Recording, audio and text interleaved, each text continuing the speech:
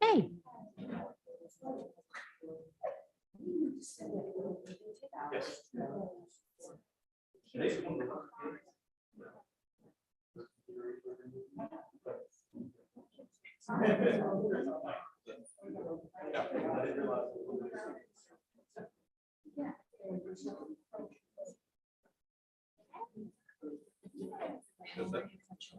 Two.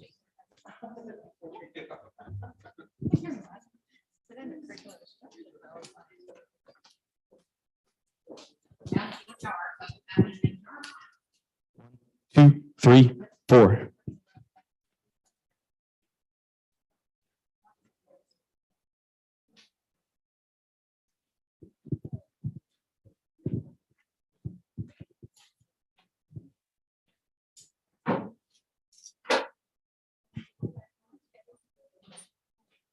One, two.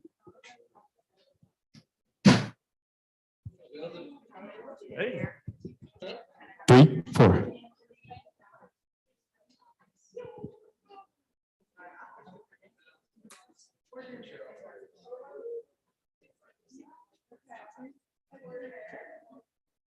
Hey.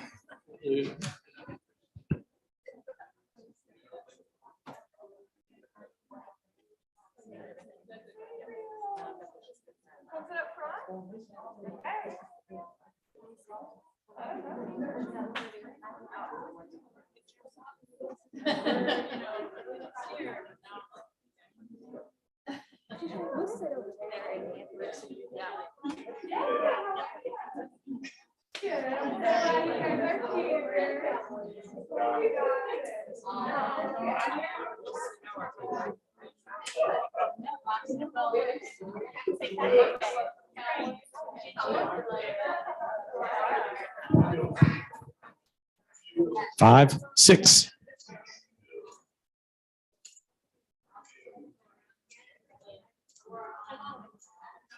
Seven, eight.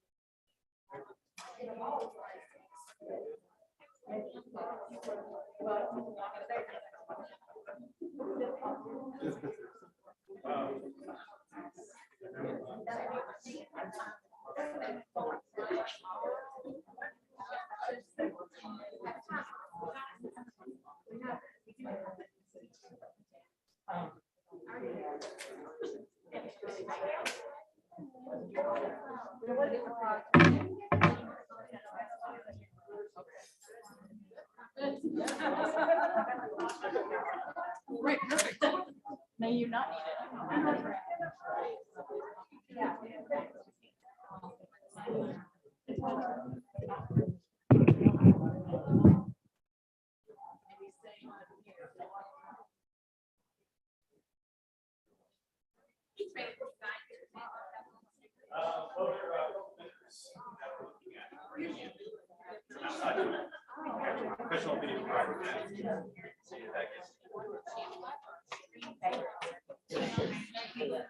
All right, let's see.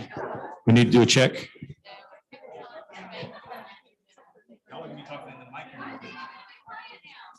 Hello? Hello? Yo. Hello.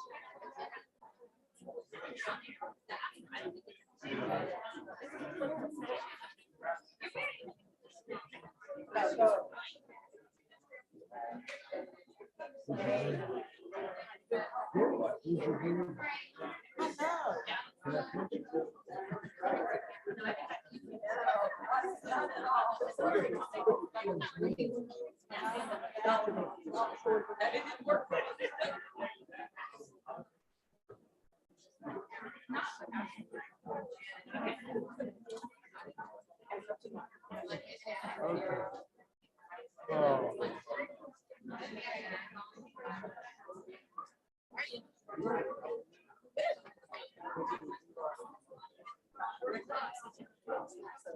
right, let's do it.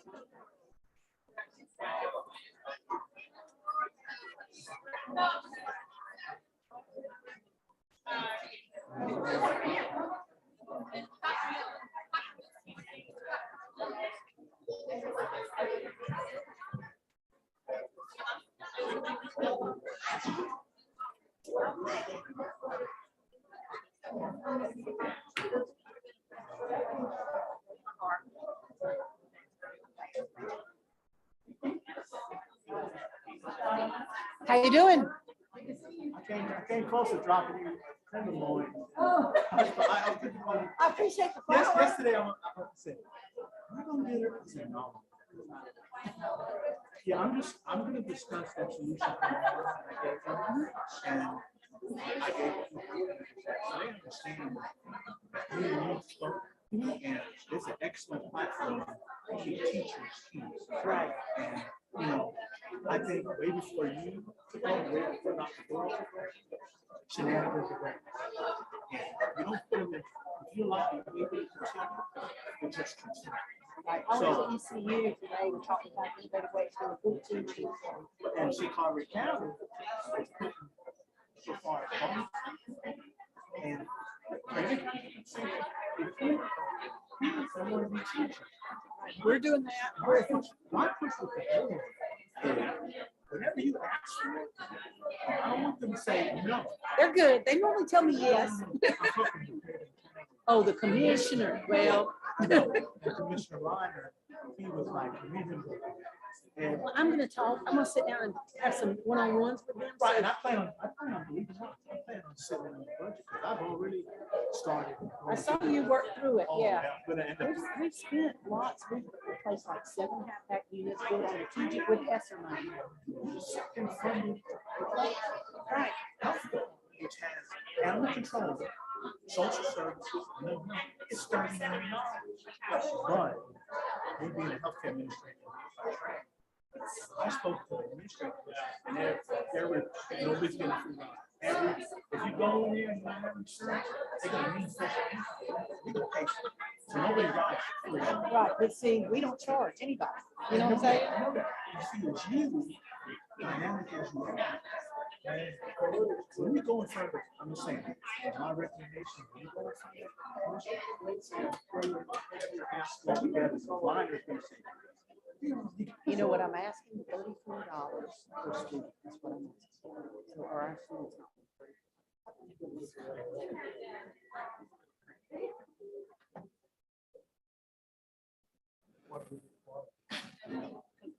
I think they think it's close to starting time.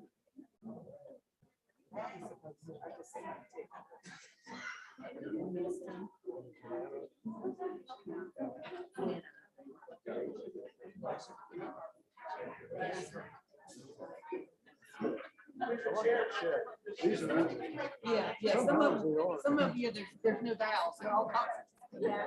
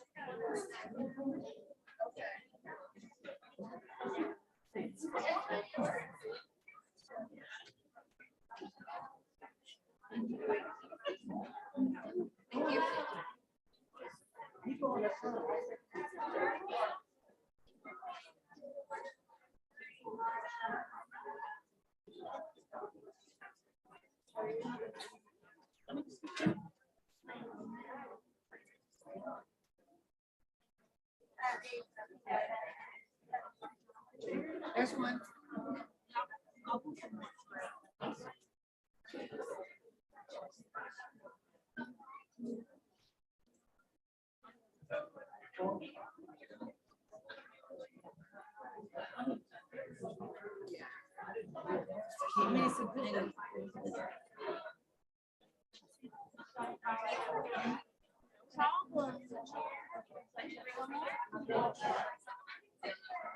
I'm gonna be standing up unless I grab my.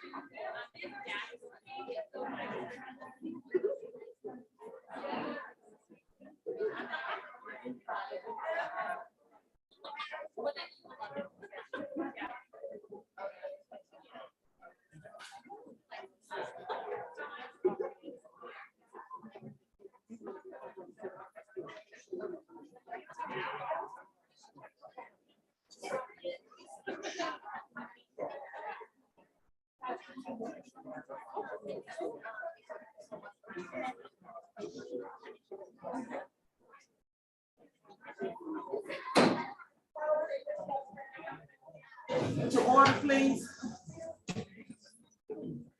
Thank you. And at this time, I ask Dr. Miller if she would do a roll call for us, please. Good evening, board members. It's nice to have a full crowd tonight. Ms. Frances Boomer, Here, Ms. Naomi Clark, she would not be with us tonight. Mr. Victor Dove, Mr. Carl Ipock, Present. Ms. Stephanie King, She would not be here tonight. Ms. Kelly Muse. Here. Ms. Kimberly Smith. Here.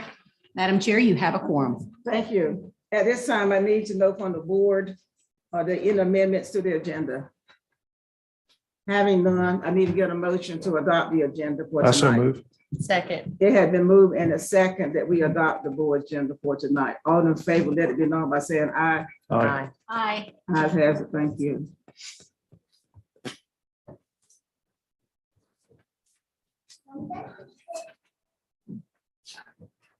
At this time, I would like to take the opportunity to share with you our board vision, and our board mission statements. Our vision says, we envision a public education system that challenges all students as learners, thank you, and prepares them to imagine and create a successful life, values educators and empowers them to inspire and spark innovation in every student, leads in education and community engagement, and invite all students, their families, and all members of the community to work together to support public education to the benefit of our students, our community, our nation, and our world. Our mission statement is, together with our families and community, Craven County Schools would educate all learners to personal, professional, and civic success through challenging and personalized instruction.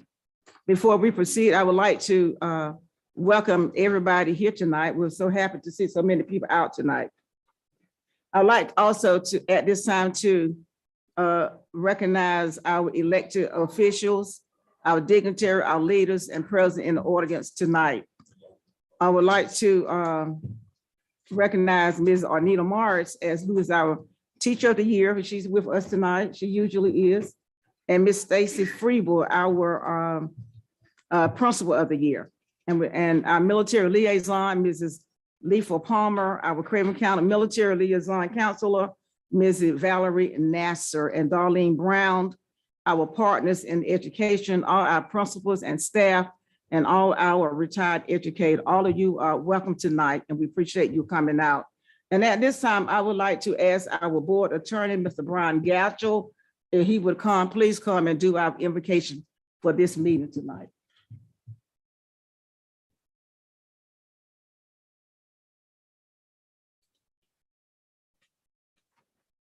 Board members, if you'll please pray with me. Eternal God, you are our dwelling place. Though lives are overturned, people are forced to flee from their homes, and whole communities are being destroyed, you are their refuge. Reveal yourself in the kindness of strangers, the abundant generosity from neighboring communities, and the outpouring of support from around the world.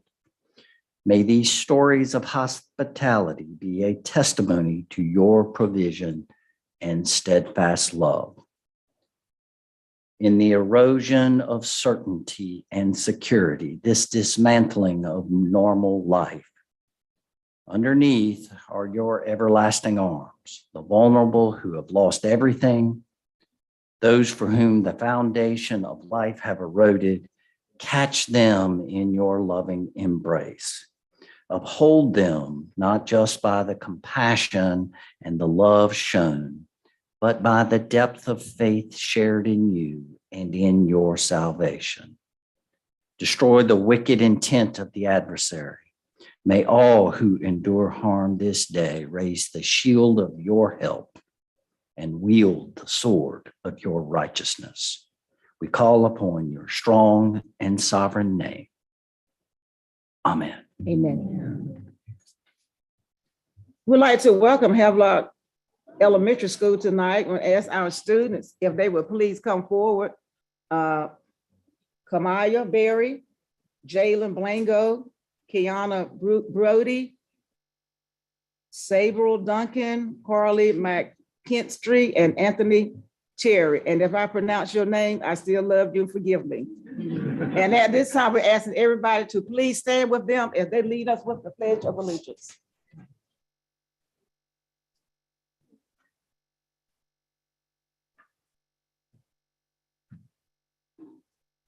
Allegiance to the flag of the United States of America and to the republic for which it stands, one nation, under God, indivisible, with liberty and justice for all.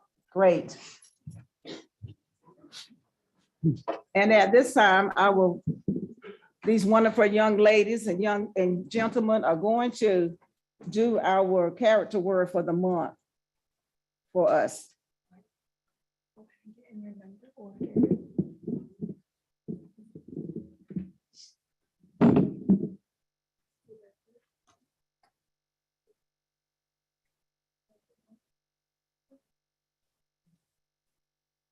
Okay, hello, we are Havelock Elementary School, and this group is S2S, and S2S stands for Student to Student. We aid military students who are transitioning to our school that might need a buddy or a friend. So these are our 4th grade students that are in S2S, and they're focused on just including these new students that might come to our school and giving tours, being a friend. We have Carly here, Anthony, Kiana, Maya, Gabriel, and Jalen. So we are going to talk to you about how we use good judgment, which is the character word of the month, in our S2S group and in a recent activity that we did. So I'm going to let them start.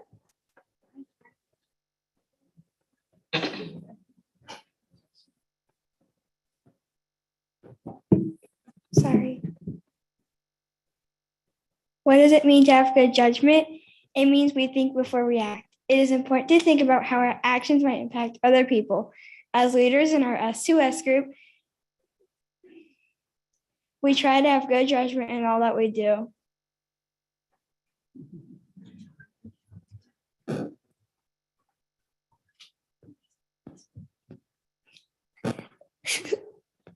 How do we use good judgment at S2S? We use good judgment when we plan tours of our school and are kind to new students.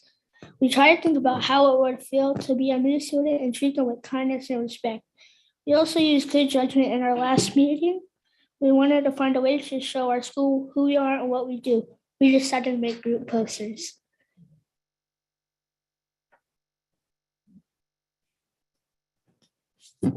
We got in pairs and used paper, pencils, and a clipboard to sketch an outline. We had to think about what we wanted each poster to say and where we wanted to place our pictures. We also had Ms. Johns check our work. This activity was important to us because it was the first time Havelock Elementary was seeing our pictures and names. Using good judgment helped us do our best work.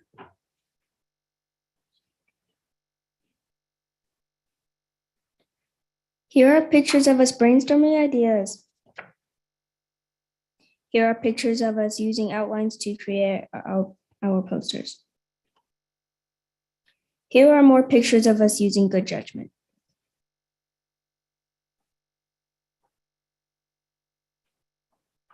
Lastly, it is important to evaluate your work. When we finished our posters, Ms. Johns asked us to list went well and could have gone better. Please look at this slide to see what we said.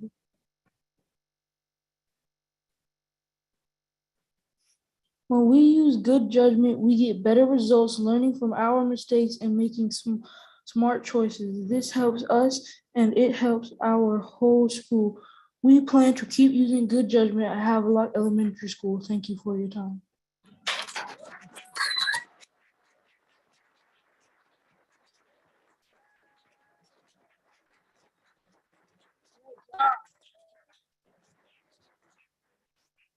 Thank you for our time. Thank you for your time. Thank you. I'm so excited. So happy to see you guys. That's all right. I like that. At this time, we would like to recognize, we want our students to come back because we have something for them. And let's give them another hand for such a wonderful job.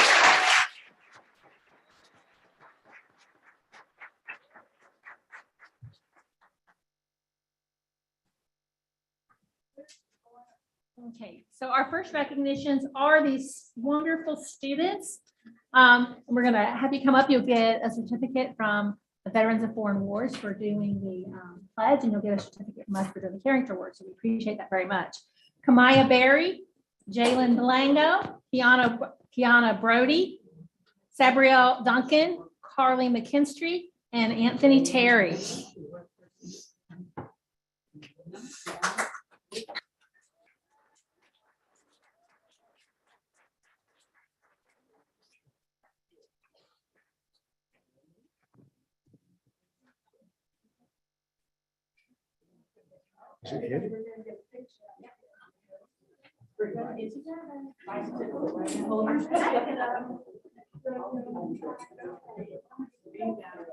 Turn your certificate around so everybody can see what you got.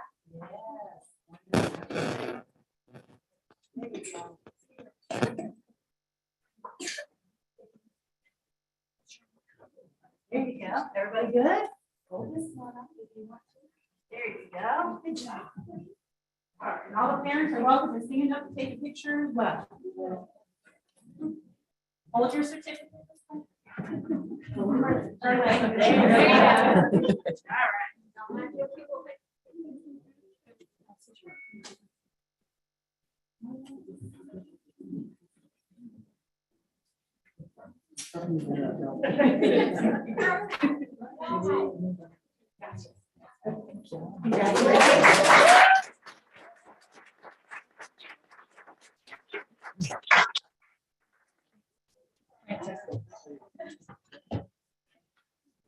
Now I'd like to call on Board Member Carl Ipock to recognize our employees who recently earned advanced degrees.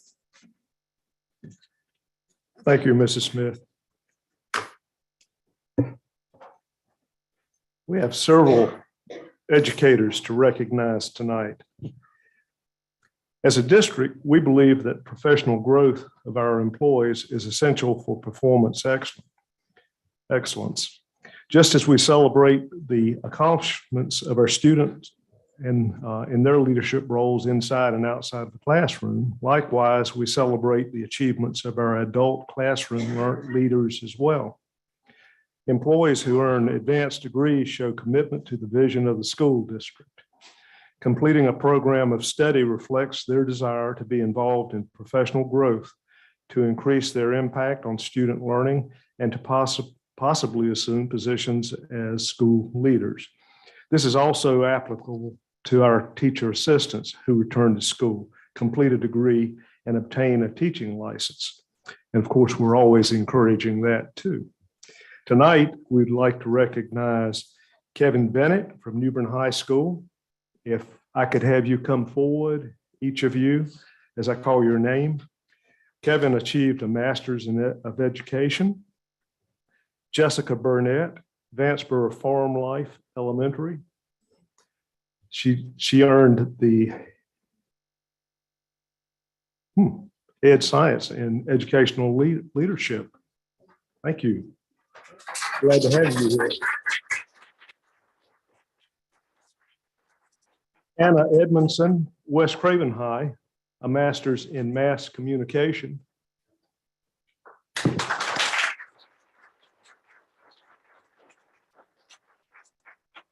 April Mesa, Tucker Creek Middle, a master's of arts in education.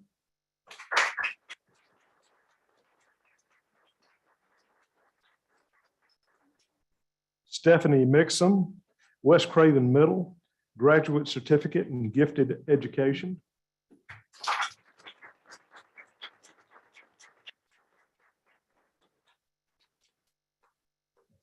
And Pamela Lee Ward, Oaks Road Academy.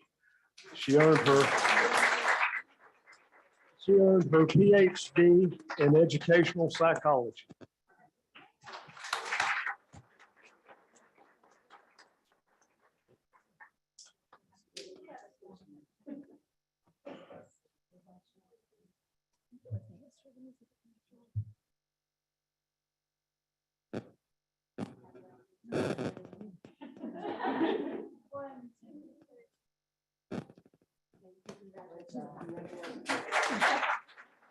Great job.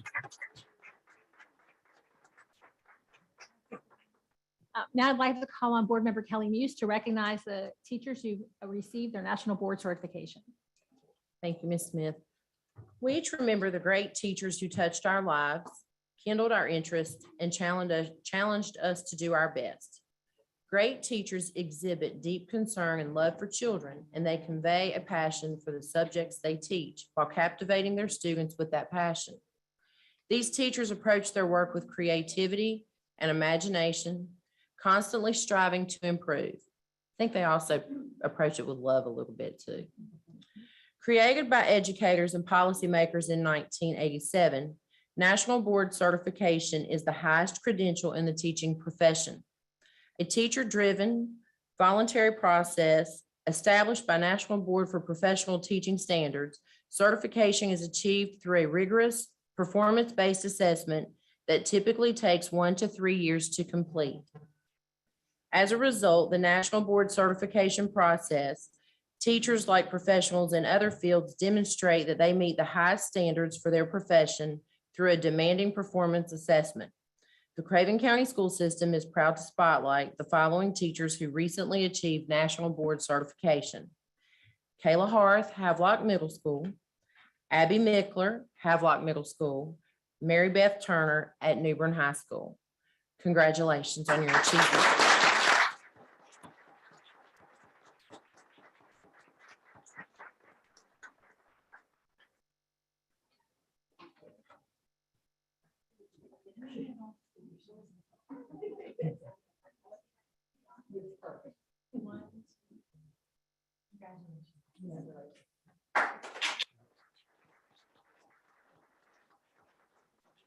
I'll call on Board Member Victor Dove to help us celebrate the recipients of the Superintendent's Exceptional Children's Grant.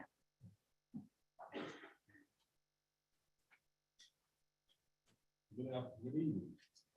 We are thrilled tonight to recognize our winners of the Superintendent's Exceptional Children's Grant. I lost my place. Exceptional Children's Grant administered through Partners in Education. And we would like to give a special thank you to Dr. Wendy Miller, who personally funds this grant, for identifying a need and following her educator heart and passion to make a difference. We recognize you for that. Thank you so much. At this time, we would like to celebrate the two grant recipients which were awarded $500 each. Crash, Rattle, and Bang. Crash, Rattle, and Bang, outdoor interactive sound and sensory play wall. Misty Persilver of Havelock Elementary.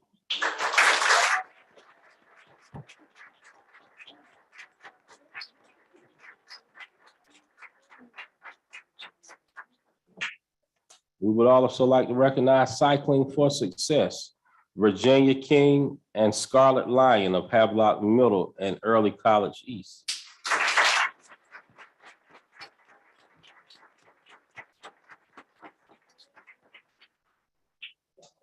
Now, in order to advance and support programs for exceptional children in Craven County, Dr. Miller offered the two grants through PI to all Craven County schools' exceptional children's teachers. This grant supports projects that address Craven County schools' students with developmental disabilities. Congratulations to these grant writers for serving their children and winning these grants. And thank you to the Board of Directors of PI for handling the administrative work. We appreciate you all so much. Thank you.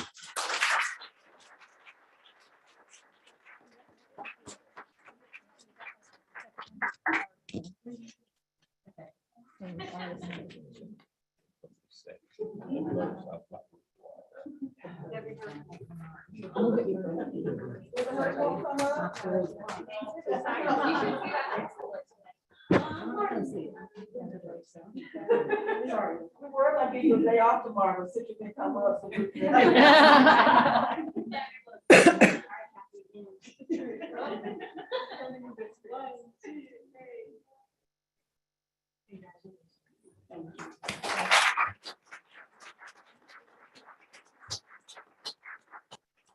Now, Board Member Victor Dove will continue to help us celebrate with the Twin Rivers Artists Association Art Grants. And it is another honor to recognize the Twin Rivers Artists Association and the recipients of the TRAA Art Grant. Now, we appreciate the generosity of Twin Rivers Artists Association for funding the grant specifically to enhance the classrooms in our area. The purpose of this grant is to fund supplies for innovative hands-on art projects that our teachers would most likely have funded using their own money. Yes, teachers, we applaud you all for doing that so much, for using your own money. But we thank this grant as well for giving you all a break. Teachers are awarded $250 to pay for materials needed for their art projects. Now, this grant is awarded to PI each year and is administered by PI, made available to our art teachers. A record 8 grants were awarded for a total of $2,000 this year.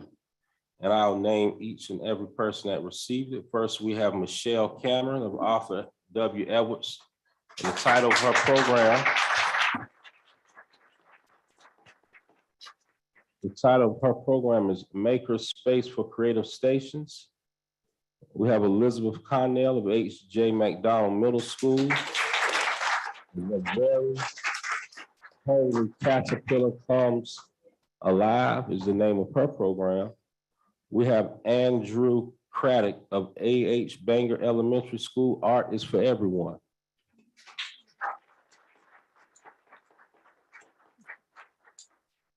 We have Katie Kamarowski of West Craven Middle School, Plain Art Painting Unplugged.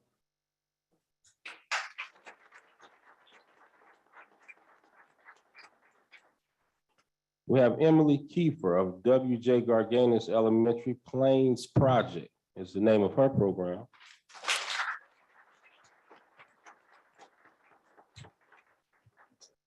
Sarah Palmer of Trent Park Elementary, Kente Cloth Creators.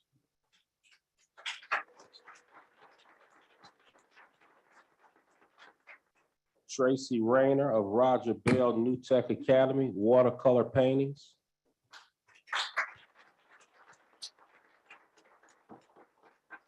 And last but definitely not least, we have Leah Yerk of Oaks Road Academy. Please, can we sew too?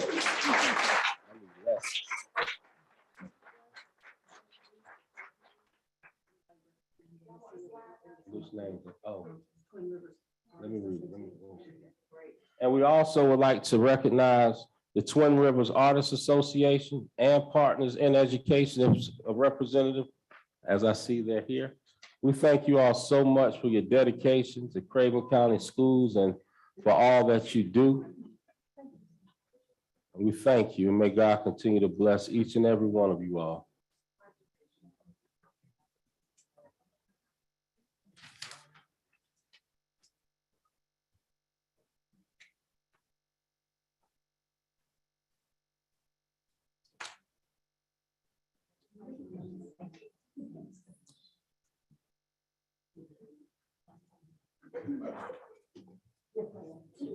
And Mrs. News, can I put you on the spot and have you do this next one? We're being agile tonight, and since I'm The paper literacy. yes, grant? Sure thing. Thank you. I can. I've got words right here. I'm good. I warned her it might happen. We're solid over here. Yeah. The Board of Education is proud to spotlight the International Paper Literacy Grant winners and would like to thank International Paper for their support through the awarding of $10,000 for two $5,000 grants that were administered and funded through Partners in Education. The winners are See You, See Me, $5,000, Catherine Alligood, principal with Christy Williamson at A.H. Bangert Elementary.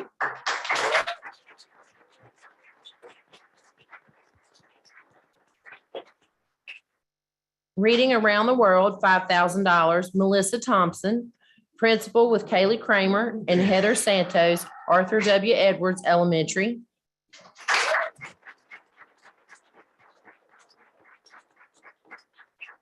The focus of the award is to increase literacy achievement through direct services to students of Craven County Schools. As Catherine Burgess, communication specialist with International Paper, explains, the most successful way to improve the reading achievement of our students is to increase their access to print.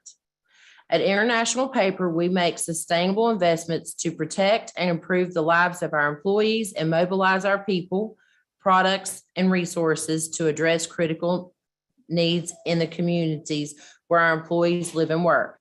Supporting PI is one way we're doing this. We invite the Board of Directors and representatives for International Paper to join us as we extend a thank you to both for making the awarding of this grant possible. Congratulations to the winners of the grant. As Darlene Brown, Executive Director of Partners in Education, and Catherine Burgess say, paper is good.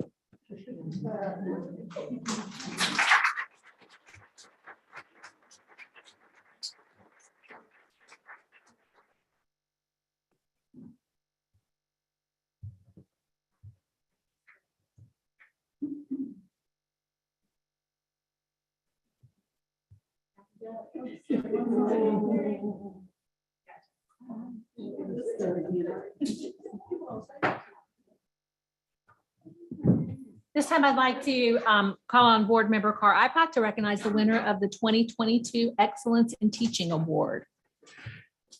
Thank you, Mrs. Smith. If I could ask Natalie Fabian to come forward. Is Natalie here tonight? I hate for her to miss out. There she Oh, is. thank you. Did we have a full house? Well, we saved you a place right up front. Okay. Tonight, the Board of Education is proud to recognize Natalie Fabian, a teacher at Havelock High School.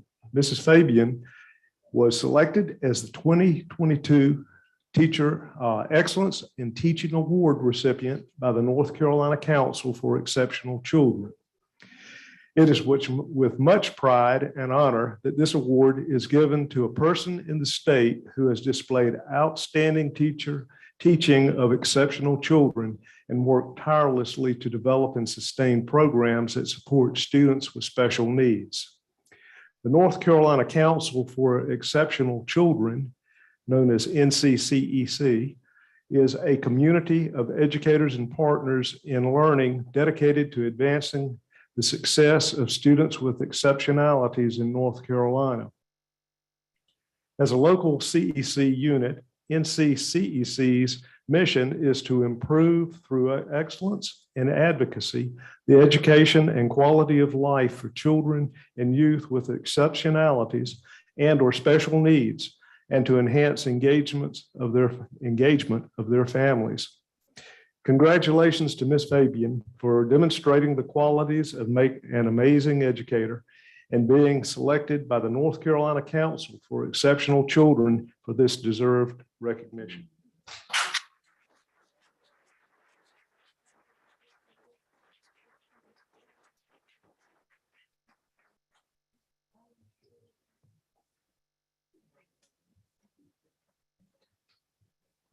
Thank you. And Mr. Ipock is going to close us out for the night with our last award for the essential piece.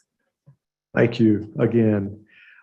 This award is called the Essential Piece, and I'll explain a little bit about it as I read this. But if I could ask Tony Sawyer to come forward.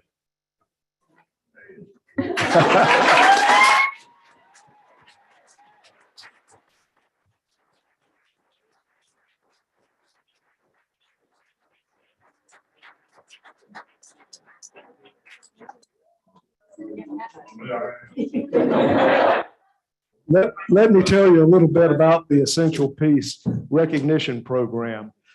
It's to support the goal work of the board in keeping employees engaged and passionate about their work that supports the academic excellence for every child in Craven County schools.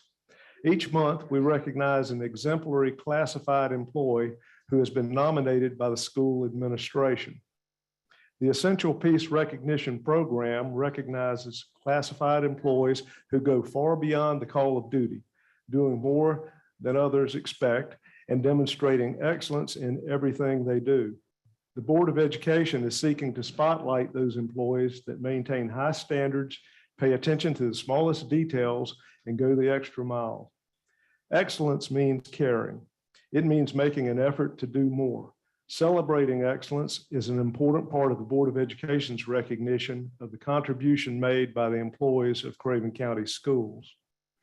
There's no one more deserving of being recognized as an essential piece of the puzzle for Bridgeton Elementary School than Mr. Tony Sawyer. When arriving at Bridgeton 3 years ago, Mr. Curry took the time to reach out to many Bridgeton elementary families to gain feedback on what they liked most about our school. He was happy to hear about the family atmosphere and the amazing staff, but there was one theme that emerged that he did not predict. Both parents and students stated that one of their favorite things about Bridgeton was our wonderful custodian, Mr. Tony. Parents shared their appreciation for how Mr. Tony was a role model, how he made their child smile, how he joked with them, and how their students talked about Mr. Tony almost every day. Students shared how Mr. Tony made them laugh, how he always made them happy, and how they enjoyed being able to check in with him each and every day. Congratulations.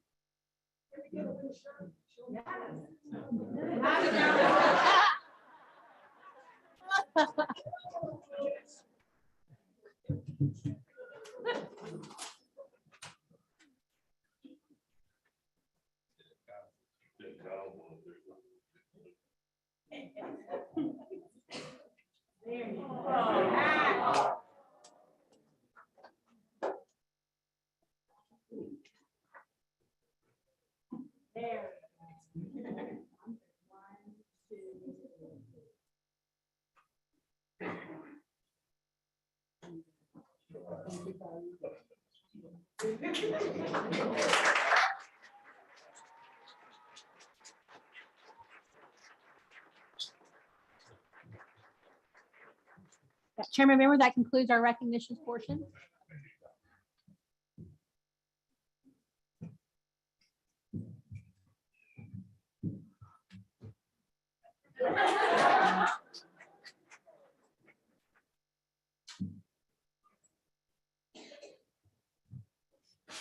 Let's get everybody another hand of a clap for that.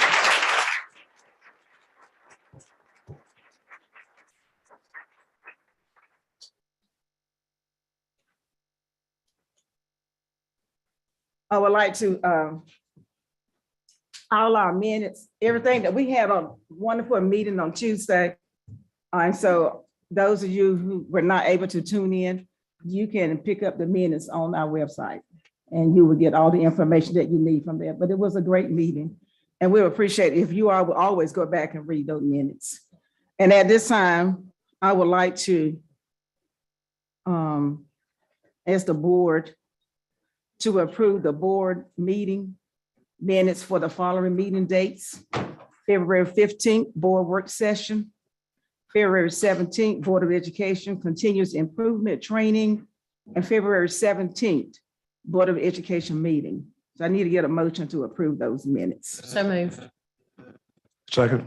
It has been moved and second that the minutes from the February 15th Board of Education work session, February 17th Board of Education continuous improvement training, and February 17th Board of Education meeting minutes be approved. All in favor, let it be known by saying aye. Aye. Ayes have it, these minutes are approved. I also like for the board to approve the closed session meetings minutes for the following meeting date: February 15th, Board of Education closed session meeting minutes.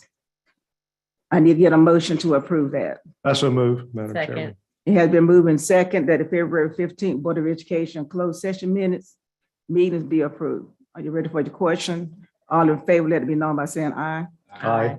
Ayes have it, the minutes are approved. And at this time, I need to ask the board, are there any amendments to the consent agenda? Do we need to remove anything from the consent agenda? All right, if there's nothing to be removed, I might need to get a motion.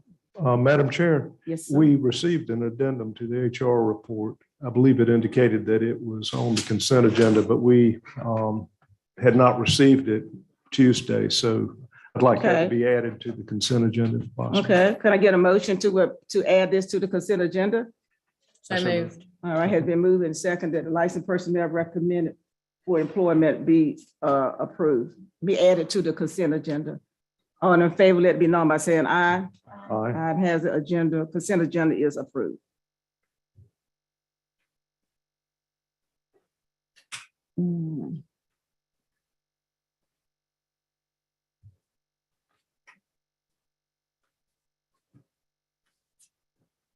We have already, all these, they have already been added to the consent agenda. So are we at the break time? Yeah. All right, I thought it was something. I know these, once again, we would like to thank Havelock Elementary for such a wonderful job tonight. You all did a great job. Stand up, students. We want to see you one more time.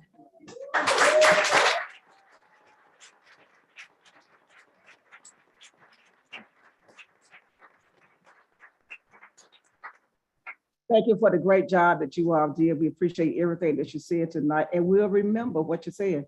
At this time, it's break time, and parents, you can take your children home and make sure they are ready for school tomorrow. It is break time. We'll take a 10 minutes break.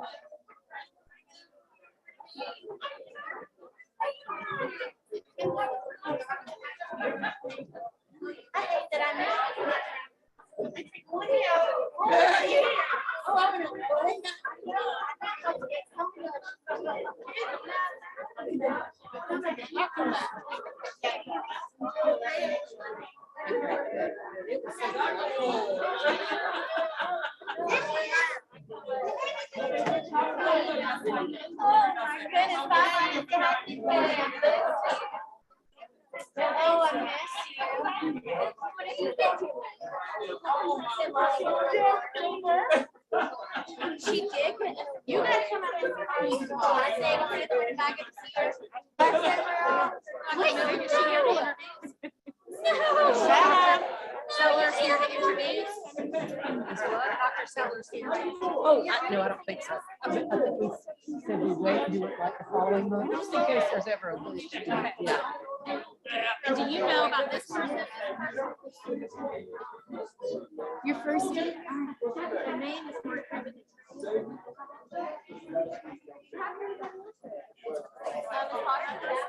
Nobody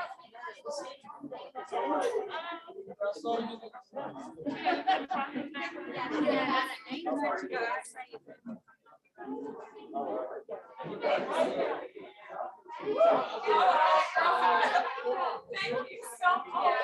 So proud of you. You always had your good kindergarten.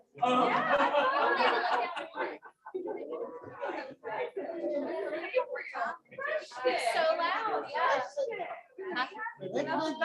Ready? Bye, sweet girl. Bye, Melody.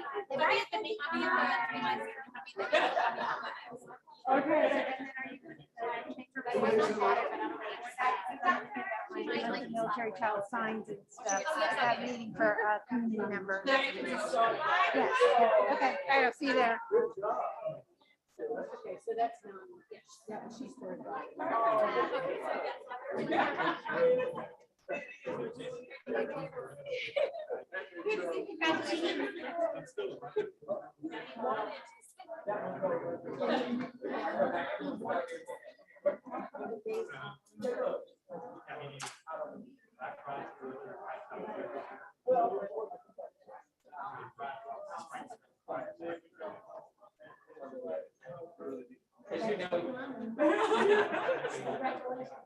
Thank you.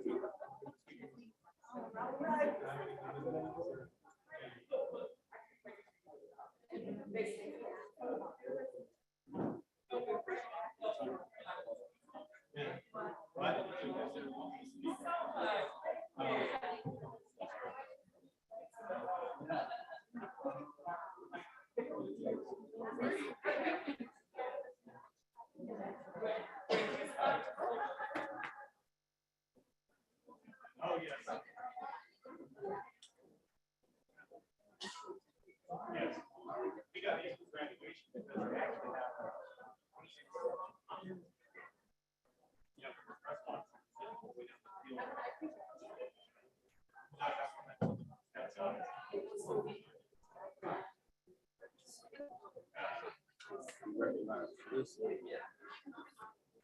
Hi,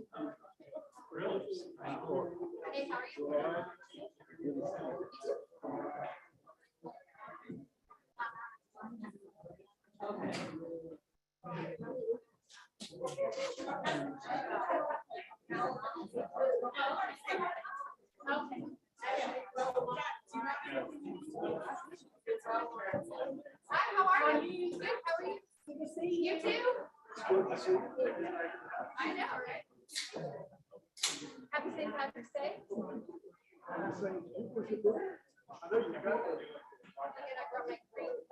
My daughter, yeah.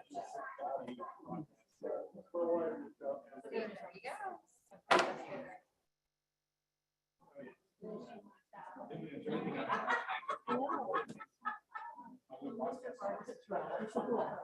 But I know,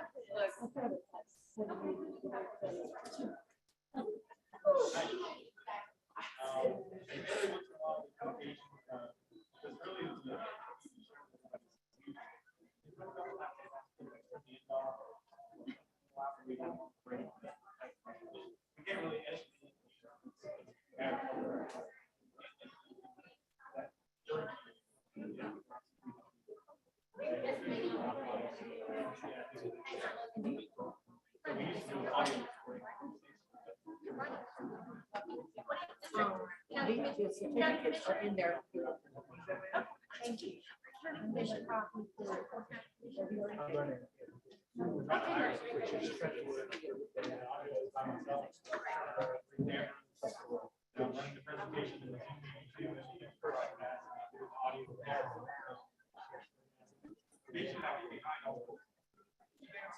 If you go to 428,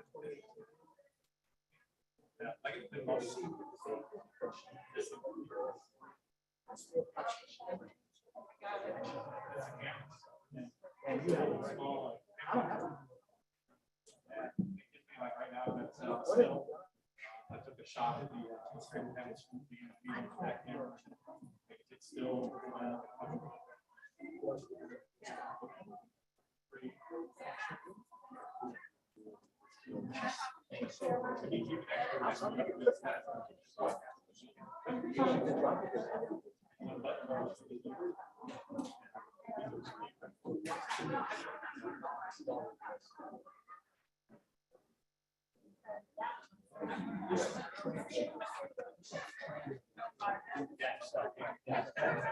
This is from the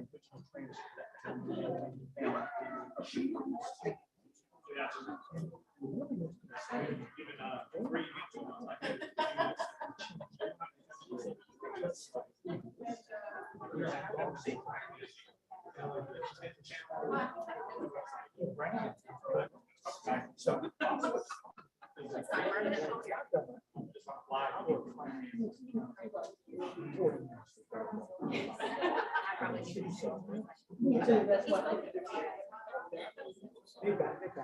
because I'm going to do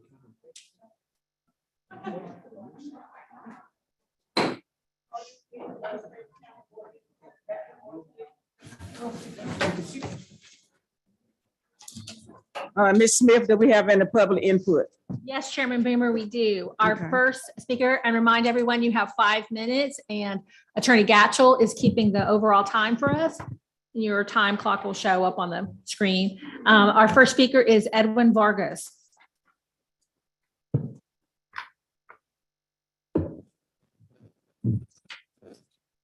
My name is Edwin Vargas. I live at 119 Randomwood Lane in New Bern, North Carolina.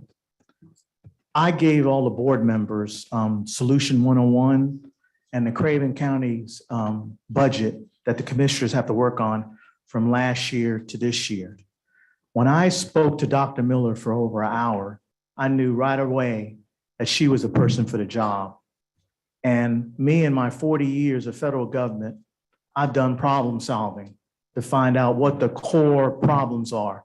Way before Dr. Miller took over, way before Dr. Doyle took over. Parents have contacted me and told me that not in every school, you got to have a flow chart. I did a Solutions 101 flow chart, and I basically put down the guidelines and the plan The guidelines are the superintendent communicates policy to the system employees and principals. Principals responsibility for putting policy in each school and accountable to Dr. Miller. Principals, assistant principals represent Craven County schools and employees. My plan was a top-down review from the school board selection of principals via HR for the best candidate. Treatment by all principals, assistant principals must be in the management field. There's two styles. Laissez-faire is hands-off and micromanage. In the words of Ronald Reagan, who I met in Bethesda when I was stationed at the National Naval Medical Center, he made a great statement, and still true today. It's trust, then verify. If you are a principal or assistant principal in Craven County Schools and you micromanage teachers to death, they're going to walk. That's all it is to it. It happens in the public sector, no different in Craven County Schools. Reduce teacher vacancies by open communications to create a great environment for learning. Parent input to the school board, and the school board hires the best principal with people skills. Not everybody can be a manager. Some people have to learn how to manage and learn the proper principles between laissez-faire and micromanage. I would rather sit back in the years I've been on both sides of the fence to give that person all the tools, and I'll go over with them and say, hey, if you need help, I'm here, but I'm not going to run you out the door. Craven County, like Carteret County and other counties in North Carolina, it's a hard sell for teachers to stay. I like the idea what Craven County is doing in their budget plans to give more teachers money. And I even spoke to Dr. Miller before I came here, and she mentioned to me, she's all asking is $34 for each student. I also given you the Craven County budget ordinance. In that budget ordinance, you could see the two top hitters in the whole budget. That's health, mental health, and social services, which is $30 million. The second hitter is Craven County Schools with $24 million. And me going through their budget, and I looked over all the sheets. Craven County, like any business, has a lot of overhead. You got benefits to pay, you got building debt, you got to fix things, high back. And I told Dr. Miller, I also spoke to the board on March 7th. Anything that Dr. Miller brings forward, you need to entertain that, because I have my own children in schools, and I want to close on this. I met this person 23 years ago who worked with my wife, Misty Dawn, in a daycare with Dr. Connelston. She climbed the ranks through the Craven County school system. She was the principal of the year at Oaks Road Elementary. I'm talking about Dr. Eleanor Patrick. And she and Mr. IPOC and Ms. Muse have seen my Solutions 101 and have told me if these things are in place, things can happen. That's all I really have. Thank you. Thank you, Mr. Vargas. Our next speaker is, and I'm going to try not to butcher Sharon. And I'm going to let you just say your last, and I know you said it last time, but it's complicated. Bahakas. Okay. I'm going to write it down phonetically. So if I have to do it again. All right. Okay. Bic like a big ink pen. What? Bic like a big ink pen. Gotcha. Last month, I was privileged to speak before the board about Christmas and how it is presented to the children in public school. And with Easter just around the corner, I want to bring this back into our memory, just to iterate that it is not okay to teach the children of the masses lies about the Christian religion. Easter is not about bunny rabbits and eggs and jelly beans. It is much more than that. And so I don't know what your policy is going to be on that in the future, but it's something that I will regularly bring up before you. The second one is that gas stations are already having their IT people come in to help them figure out how to reprogram their signage outside to add an extra digit for the price of fuel. They expect for gasoline to be anywhere from $10 to $12 a gallon by fall or winter. with that in mind, I don't see how we're going to be able to run the school buses the way we're running them now. Is there any discussion about centralizing school in neighborhoods so that kids can still be in a school in front of the teacher without breaking the budget, so they don't have to be put back on computers at home in order to be educated this year? We're going to have to, if you have a child in the 4th grade and a child in the 7th grade and a child in the 10th grade, you have 3 school buses coming to your house twice a day. And with gasoline, what it's going to cost, I just don't see how it's going to be sustainable. So I would like to know if there's any discussion about centralizing schools back to neighborhood schools where elementary, junior high, and high school can meet with a teacher in a classroom until this flushes through and we get back to some type of normalcy. Thank you. Thank you. Thank you. And our next speaker is Brandy Richardson.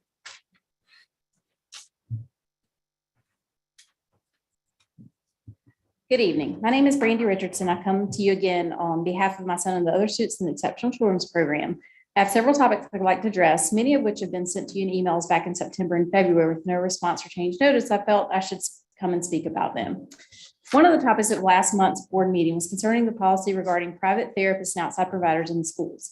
I gave a very detailed account in the email that I sent after that meeting, but for public input purposes, the reason parents are asking for their providers to be present in the schools is because those services are not being provided. Of course, they can say IEPs are being followed, because my opinion and that of many of the other parents I know is that IEPs are written to reflect only what the school is willing and or can provide with the staff they have, not necessarily to meet the needs of the student. The EC world is very complex, and it is understandable if you don't know all the ins and outs. But please don't make and change policies only on input from those that are the ones responsible for ensuring IEP compliance. Of course, they're going to report they are in compliance, but are they really in compliance with what the student needs, or just in what they've allowed to be documented? Talk to parents and you'll find out. I can give you several specific examples right now on how my son's IEP is not being followed and tell you multiple needs that aren't being addressed. The next topic I'd like to address is inclusion and equal rights for students with disabilities. A lot of time is spent in board meetings talking about academics, curriculum, testing scores, progress, and goal work for improvement. It's nice to hear those updates, but what about the population you never talk about, the EC students?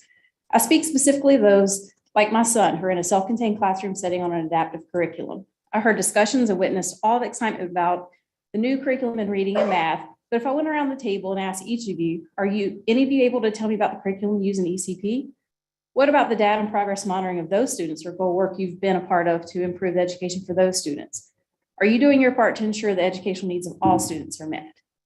In other areas of inclusion, I've mentioned this before, but my son attends New Bern High School, yet is in a building separate from the rest of the school. You probably recall that he has autism. Hyperacusis, defined as an increased sensitivity to sound, is highly prevalent in the autism spectrum disorder population.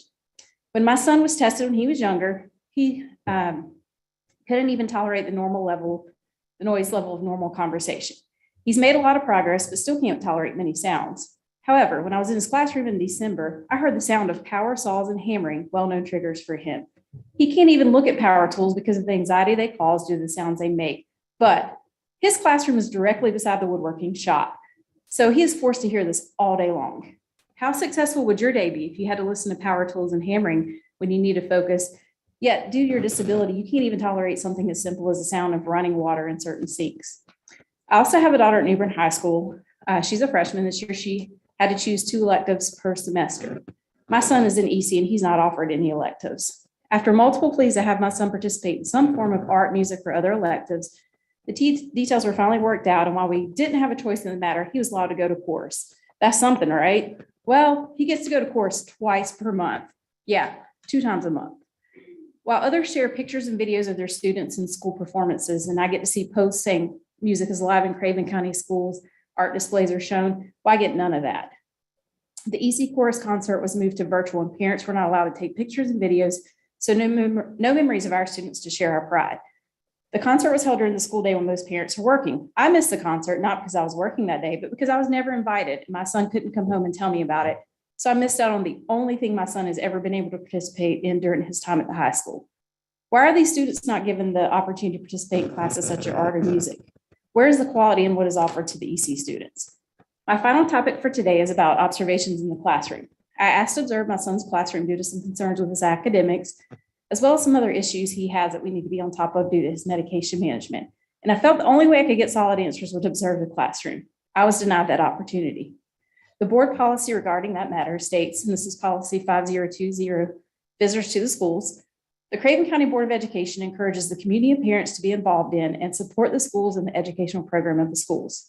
To encourage involvement, the following opportunities are provided to visit the schools. Visitors are welcome to observe and learn about the educational program at each school, subject to reasonable rules developed by school administrators. Are you aware that at New Bern High School, visitors are allowed in the classroom? It sounds as though the board encourages the community and parents to be involved, yet apparently at some schools, administrators are given authority to decide that automatically forbidding visitors is the reasonable approach. I have so many other topics I could address regarding the EC department. However, with time limits, I had to choose a few. I hope that you will truly hear what I'm saying and find out for yourself if these concerns, among so many others, are representing the values, culture, and mission of the board across all student populations. Thank you, Mrs. Richardson.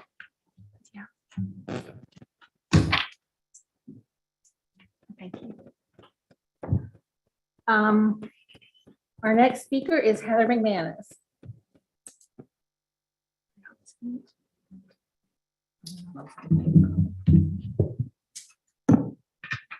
Good evening. Good evening. So I would like to start by saying, just acknowledging how incredibly hard every single one of your jobs are that work with our school, our children and our school system and all of the different elements. And I can only imagine being on the board, having a career, and then having to come here twice a month or once a month for your work sessions, keep up with all of that. Everything that's going on with the tens of thousands of students once a month. And I'm sure you probably get emails and things like that, but it's a lot. And I just wanted to say that I recognize that for sure. Last month when I was here and I spoke, I talked about the iPads and how in particular it was an issue with my child. This past weekend, we had another issue. So my child in particular is has personality traits that they're almost like addictive personality traits. And if it runs in your family, then you know what that is. So there are certain people that cannot handle certain things. Certain people should not go to bars. Certain people should not go and do certain things. I feel like my kid is one of those kids. He does not have an iPad anymore. Monday morning, I went and I met with his principal and I turned it into her because I was at the point where I was checking his browser history to see what he was doing in class and out of class as well. And there was a lot of gaming. I found an email where he was scheming with the classmate, how they were going to sit in class to play these learning games and how they were going to sit to where the teacher couldn't see their screen. And then he was looking up Minecraft videos on YouTube. Minecraft is a very well-known game. So Minecraft video, I'm seeing this on YouTube, not impressed. And then I see these other videos and I come across, there was a couple of shorts videos and the content of them was sexually explicit, not okay. They were TikTok challenges. One of them was a TikTok challenge. So they're doing these TikTok challenges, which we know are no good for our school. They're uploading those videos to YouTube, and then our students are able to access YouTube. And it's, from what I understand, we're not able to necessarily put a stop to that because it's used so much. So I would really, really appreciate it if we could look into an intranet system for our students. If we are really going to embrace the iPad as the new textbook, if we are really going to put that tool in their hands, it's a serious thing that they could really ruin the rest of their lives with. If they sent the wrong kind of content to somebody, it could literally follow them for the rest of their life.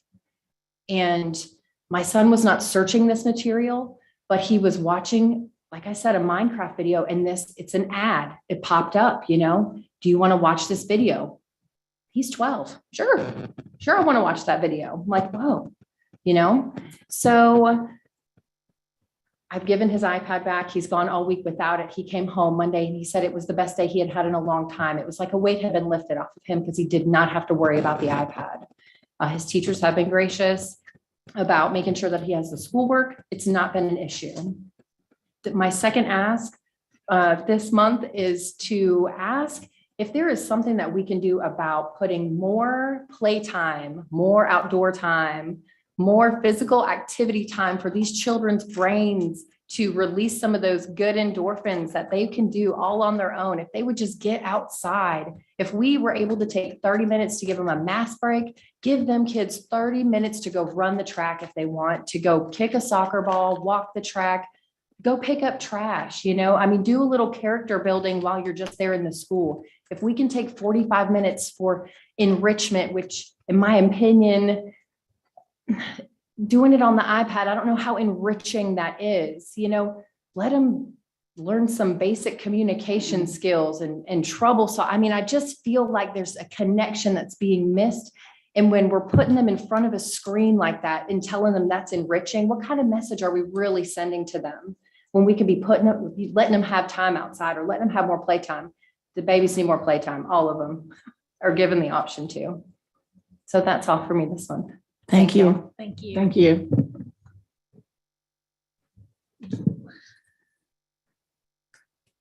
Thank you, Ms. McManus. Our next speaker is Genevieve Hunter.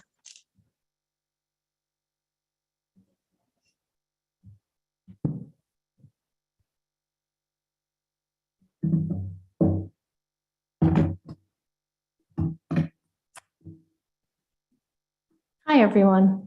It's actually Genevieve, but it's okay. It's a tough name. And I saw you all on Tuesday at the work session. And my nickname is GV. That's what the students call me and my colleagues. So that's completely fine. I wanted to thank you all first for listening to the outline and everything about our Making Proud Choices program on Tuesday, and especially thank Dr. Diggs for all the work that she's been doing with me as a resource for the health classes.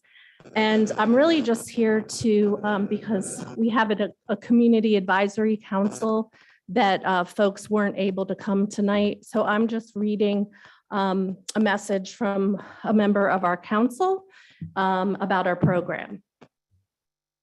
So this is from Sandra Ruger. Some of you may know her. She's been in the community for a long time. It says, hello, my name is Sandra Ruger, and I am a parent and citizen of Craven County who has worked with children and youth for decades. I have been working with the GV and the Duke program for the past 10 years. I met GV in 2011 when I coordinated programs at Craven Terrace and the first Duke program started. I also serve on the Duke Prep Grants Community Advisory Council that has operated since 2011. The Duke Prep programs focus on the whole young person and their well-being. Although teen pregnancy prevention is one of the main goals, there are many other aspects of the program that assist teens in making choices that are healthy. GV is a dynamic educator with a wealth of experience. She has been teaching for over 25 years. Students trust and respect her because she is caring and relatable. Her passion for teaching is evident when she is in the classroom. The Duke program has been successful in helping families navigate the difficulties of adolescence. The program provides essential information that is age appropriate and medically accurate. It is my hope that this program continues for many years as it has helped us cut our teen pregnancy rate in half. Please feel free to contact me if you would like to talk further. One of our other council members is, I think he's going to speak next, but I also, I have a few students that emailed me or texted me. So I'm just going to read those and then Trey can read the other students.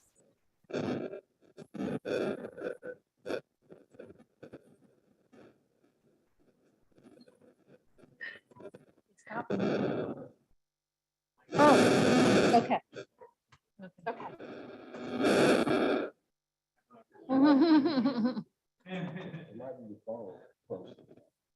Okay. This is from, I have 3 messages from students that were just finished our program. This is one student that says, despite the fact that I already had some previous knowledge of sexuality education, I feel that the teen health class impacted my understanding greatly. I found out about things I'd never even thought about before, and aspects of life and media were presented to me from a different perspective. The class itself was extremely memorable, enjoyable, and educational, so much so that me and my friends still sometimes talk about the things we learn. I feel that the class was entirely necessary for me and other students, and without it, I would not be as informed on some crucial information necessary for my future. All right, got a little more time. Next person. This is another student that just finished.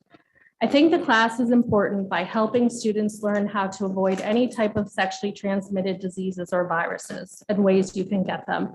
Essentially, some students are going to want to partake in activity, and the class just helps them prepare for a possible situation. Sex education doesn't encourage students to have sex. It does the opposite.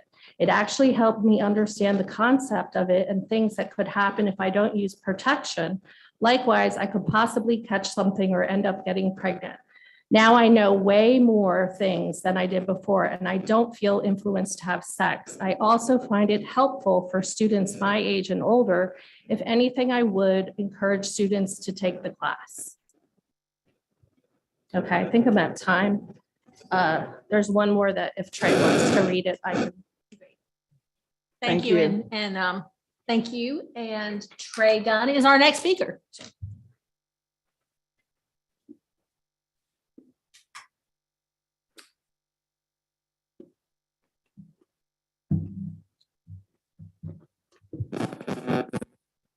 Hello, my name is Trey Dunn. I am part of the Community Advisory Council.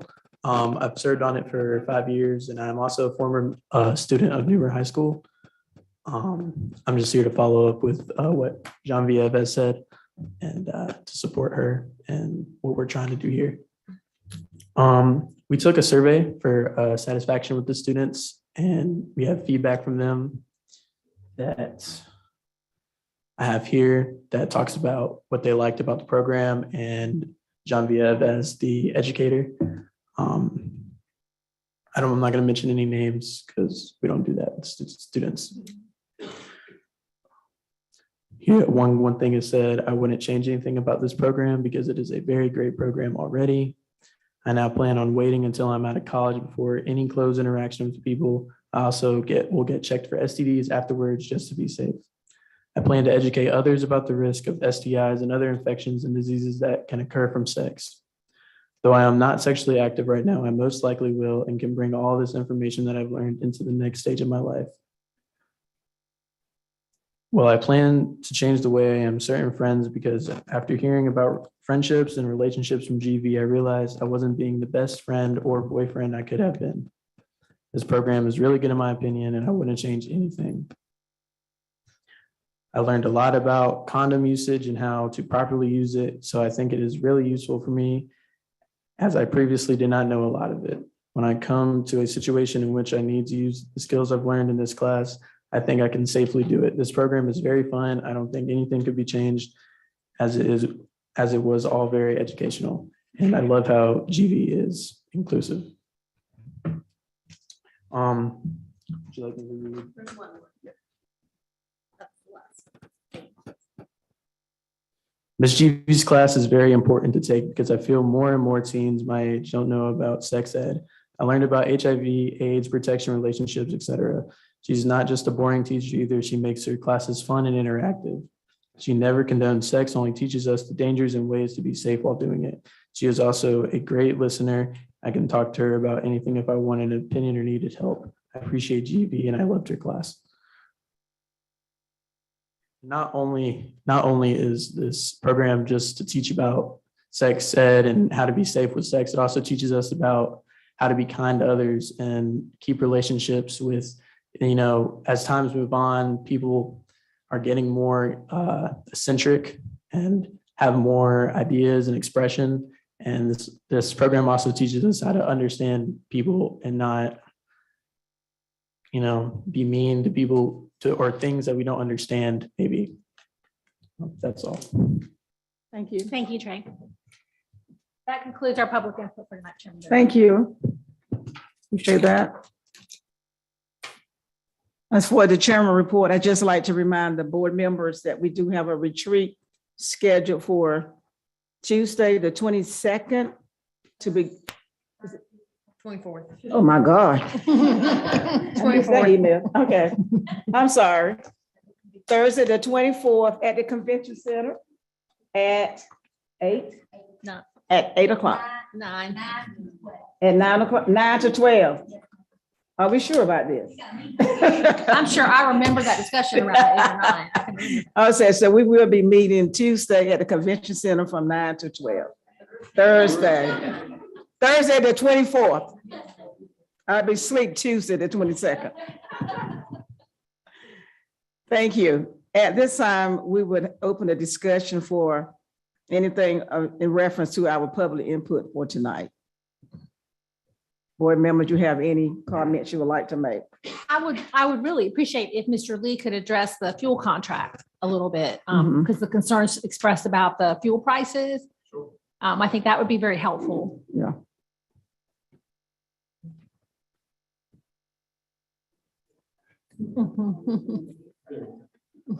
Yeah, last year we were very fortunate to, with COVID and some of the travel restrictions that we had surplus money.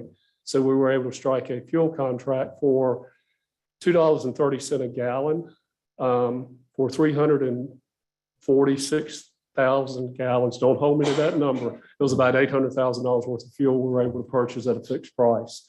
So for this coming school year, unless things change drastically, we should be in pretty good shape for this coming school year. At $2.32, no matter, that's the contract price. That's the contract price. And like Mr. Gatchell said, all contracts can be negotiated, but we think we have a good one. And we'll leave it up to him to handle that. So that was for 2 years, that was for Mr. 2 more Lee. years on the contract, was it? 2 more years on the contract? So we good for through Mr. 20. Lee, I had a question. I had a question, if it's 22, okay. 23. Uh-huh. That's not bad. Yeah, so if the gas does go up to $15, we are contracted in at $2.30. No And our matter buses what. use diesel fuel, just for everybody's information. I need that contract for that diesel truck. All right. Do we receive any additional benefit for having locked in that rate as compared to what we're compensated by the state? Any additional benefit? Yeah. In other words, if is the state payout rate higher? And do we receive a benefit that we've locked in a lower price? Not that I'm aware of, Mr. Okay. Alcott. I think that the only benefit that we get is the locked-in price with the diesel vendor. I'll check on that for you, make sure, but I don't think there's any additional benefit. No, sir. All right. Thank you.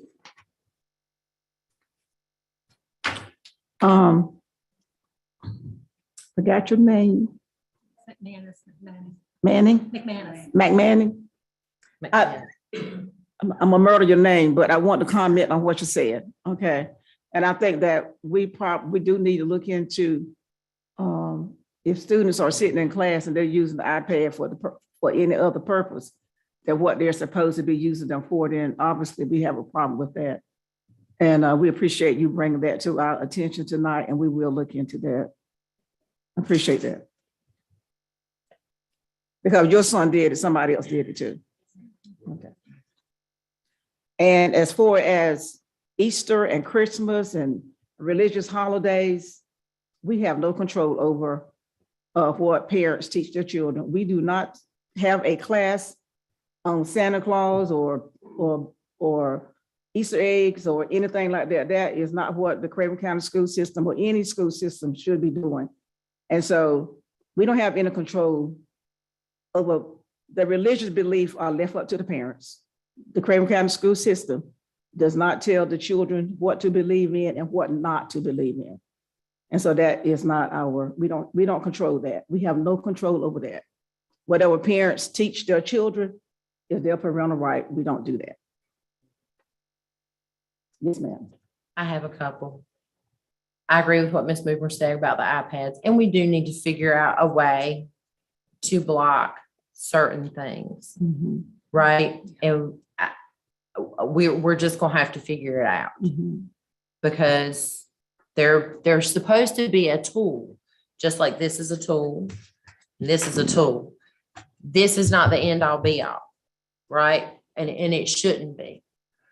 As far as community schools go, so we do have community schools. That's why we have JT Barber and Oaks Road and Trent Park and Bangert and Creekside and Brenton, and these are our elementary community schools. But here's the problem. You can't, for just safety purposes, you can't put middle and high schoolers on a bus with little tiny kids. That's just not a good idea. Plus, there's not the capacity to put elementary, middle, and high school kids on a bus. This isn't 1840 and K through 12 is all going to the same school because of population is an issue too. I mean, Dr. Miller, how many kids do we have? I'm gonna go with feeder schools. So how many kids do we have that go to Brenton, roughly? Sorry. 500 plus. And those kids feed Grover, right? So how many kids are at Grover? About 530. And we got 13. How many kids at New Bern High? How much? About 1,600. So all of these smaller little community elementary schools feed a middle school that feed a high school, right? So we do have community schools. The sex ed piece, I get that we need to have sex ed. And I agree that some kids aren't going to be taught anything about sex ed at home. I was one of those kids. If I would have waited for my mother to talk to me about sex, neither one of my kids would be here. That's just fact. I mean, she was very uncomfortable with the whole thing. But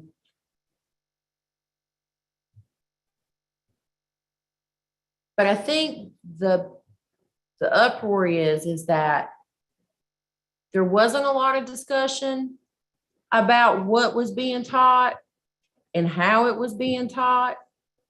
And some of these kids are pretty young, right? I mean, I'm a mom and I'm pretty liberal as a mom. I don't pigeonhole my kids very much. And as long as they're telling the truth, I mean, I pretty much let them figure out things for themselves. And I guide them. And I don't have the same hangups that my mother had. And we're pretty open about stuff in my household. But I think when you're having a conversation with 13-year-olds or 14-year-olds about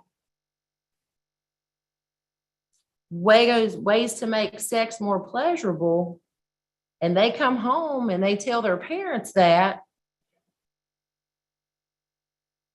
that's going to cause some angst with some families. It may not cause angst with all, but it's going to cause angst with some.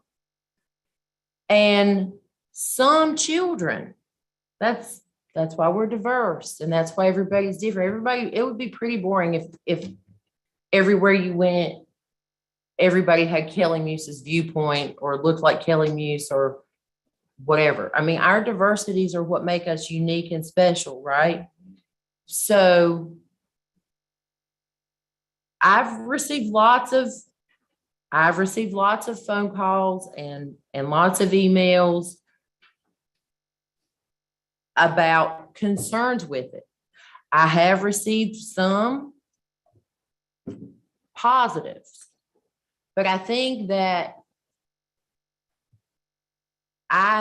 for the peace of mind for a lot of families, the safe bet would be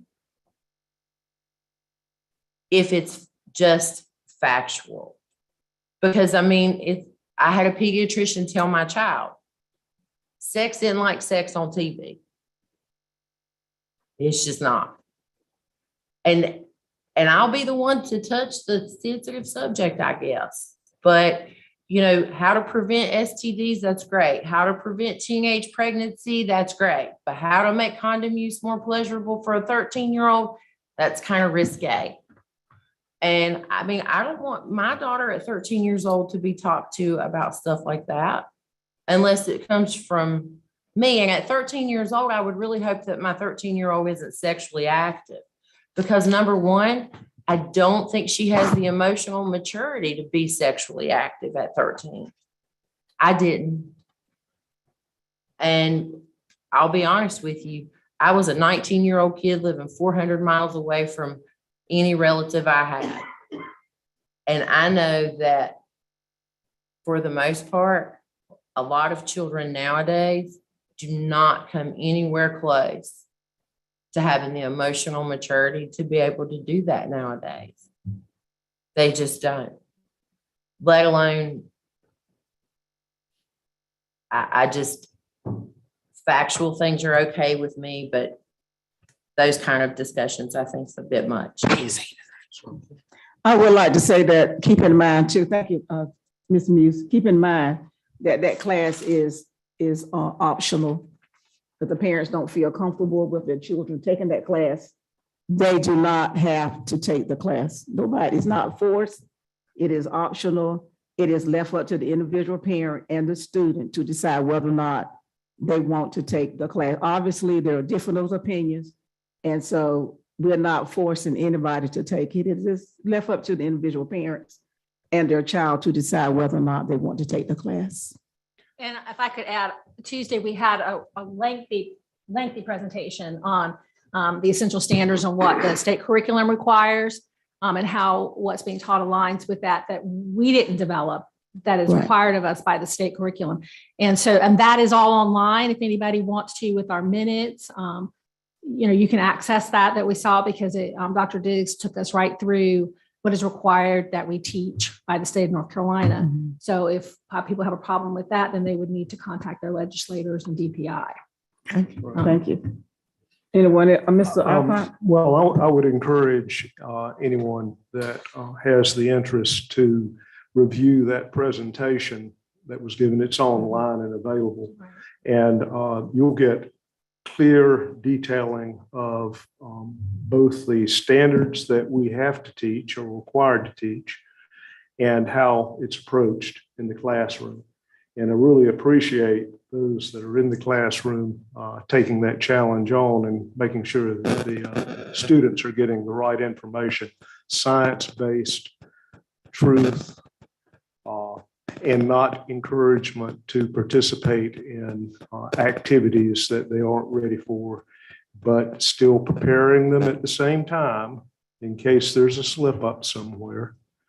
Not that kids would do something that on the spur of the moment, but they need this education, this pre-thinking about how they even do role play, so that you get to say, no, that's not.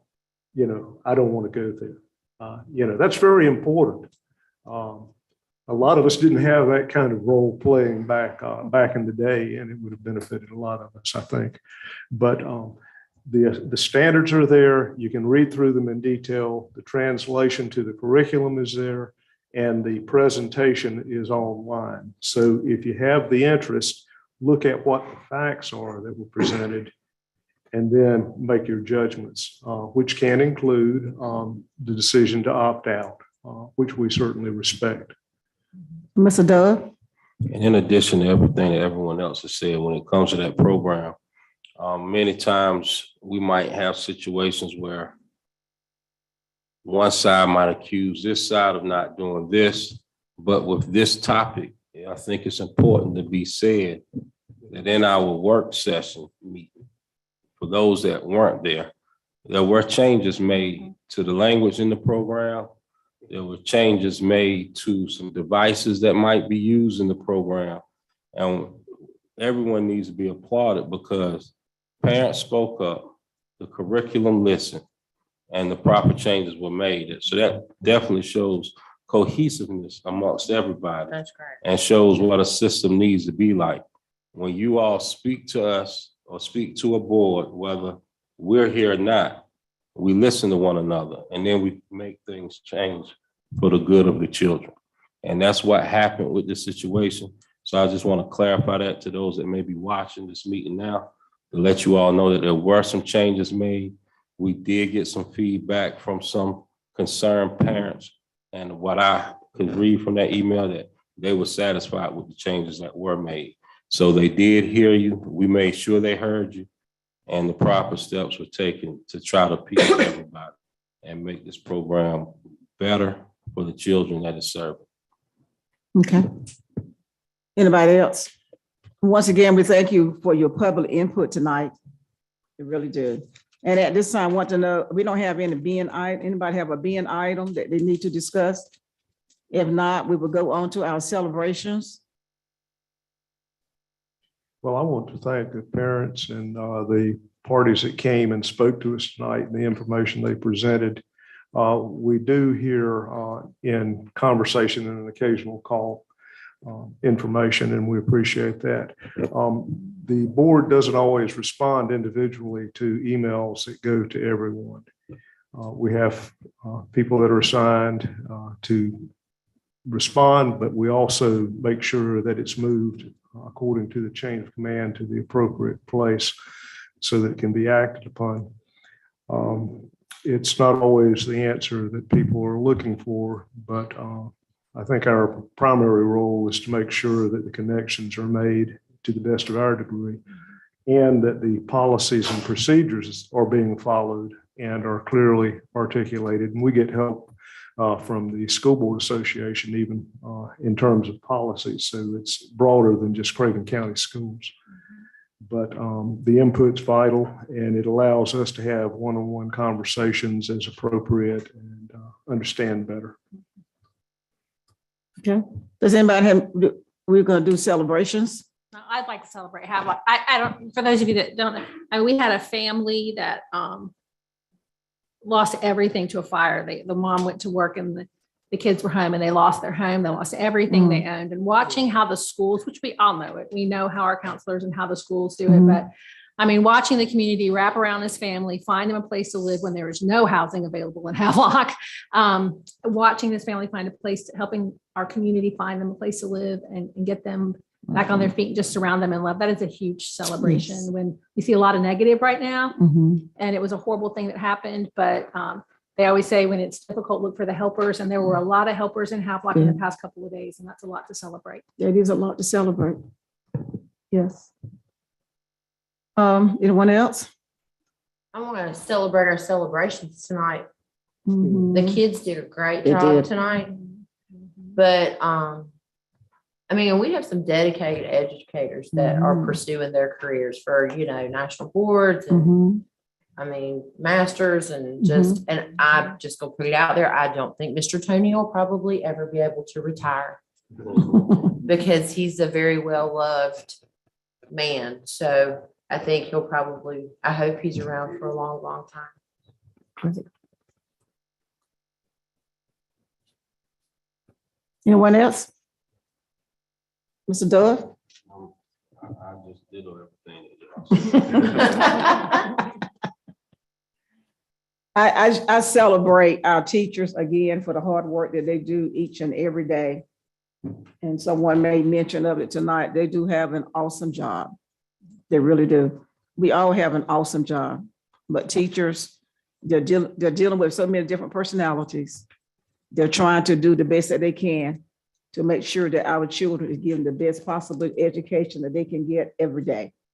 And their job is not a 7:30 to 2:30 or 9 to 5 or 8 to 5. They never clock out. They never clock out.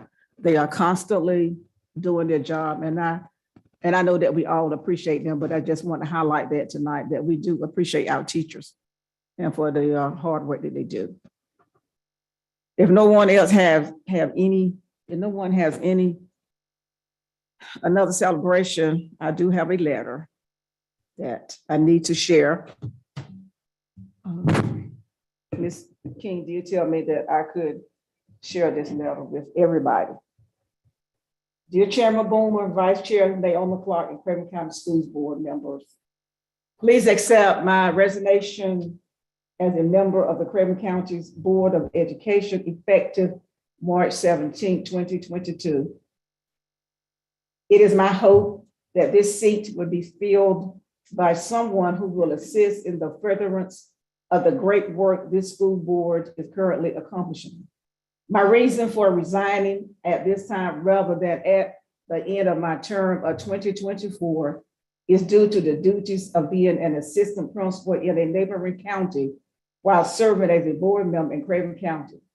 Whatever and whenever I accept an assignment, I attempt to do so with excellence. Having to not be in attendance and be late for scheduled meetings does not allow the board to complete its work efficiently and effectively.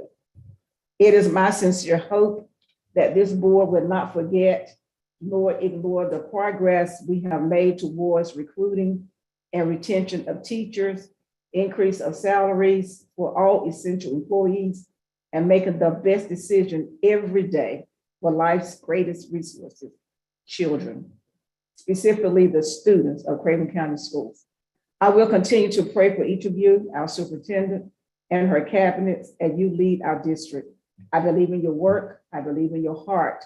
I believe in your effort to make Craven County Schools a great place to work, live, and grow. Thank you for your service to keep Craven County Schools united. And this is effective as of today. We would like to thank Ms. King for all the hard work that she has done with the Craven County Board of Education. We certainly will miss her, but we appreciate everything that she did. And I know that her heart is still with us and would always be with us. And so, and her resignation is effective today.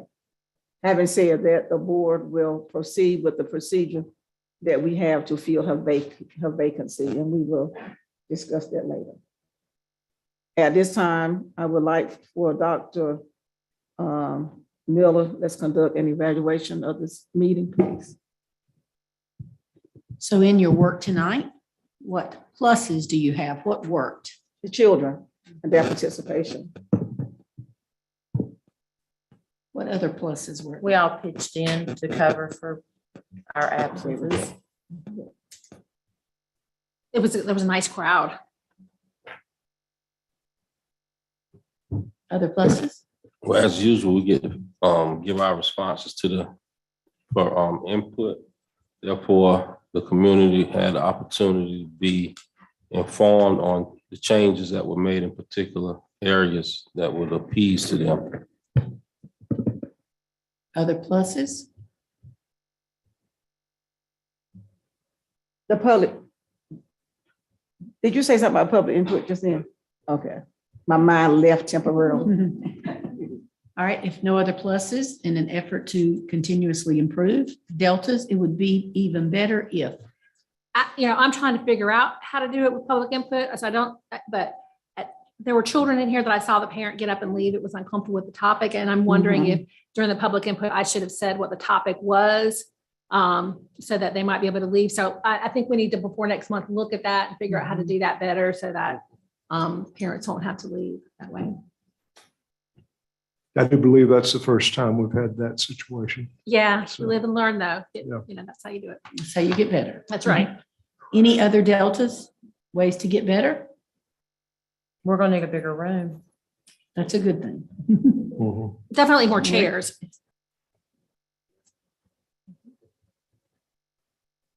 Anything else? All right, Madam Chair. Thank you. At this time, I entertain a motion to adjourn this meeting. So moved. It has been moved and a second that this meeting is adjourned. Are you ready for your question? All in favor, let it be known by saying aye. Aye. Meeting is adjourned.